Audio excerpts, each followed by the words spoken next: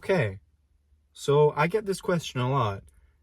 Why use the Rabbit R1 instead of just using like ChatGPT on your phone?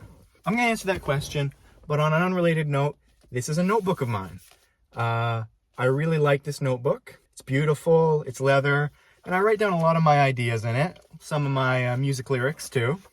It's really nice to have that pen and paper experience, and a lot of the time that helps really generate more creative ideas and keep me in that creative flow. I like that all these ideas are in here separate from everything else in my life. This is the home for my creative ideas, or at least one of the homes. It's actually a very related note because I feel the same way about the Rabbit R1. This is also a place where I store ideas. It's where I do brainstorming. I take pictures of calendars and put it into a schedule. I tell it when my work shifts are, and then I ask it about those later. I quickly mark down appointments in here. I could absolutely do all of this on my phone, but there's some friction there that just doesn't exist with the Rabbit R1. So if I want to take a note on my phone, let's say I have a quick idea for a video, thinking to myself, oh, I should compare Rabbit R1 and the phone. To write that down on my phone, I've got to get the phone, open it. My phone's very slow too, by the way.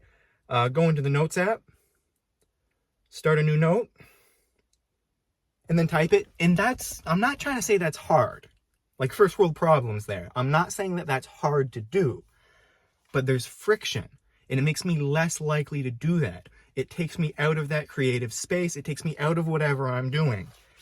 The Rabbit R1, you pull it out of your pocket. As you pull it out of your pocket, you're pressing the button here, and it's already listening. You tell it whatever you want to tell it. You say, turn that into a note. Send that to me in an email. You ask it the question, whatever. Sometimes I sit here and brainstorm stuff, and I'm like making a note about a video. I'm speaking my ideas into this thing. And then I'm like, oh, what was that? How many nits does the MacBook Air M3 get to? And I can just ask it. Like, it's cool that it's all right here, and I'm not going on my phone because it keeps it in that creative space. The thing is fun to use. I find it fun to use. That makes me more likely to do things that I wouldn't normally do because I'm using the device. I do more brainstorming. I write down more ideas just because I like doing it. And I don't think that's a knock on the device. There should be a fun factor when using your devices because it's going to make you more likely to get use out of them. I get plenty of use out of this device. I'm really happy with it.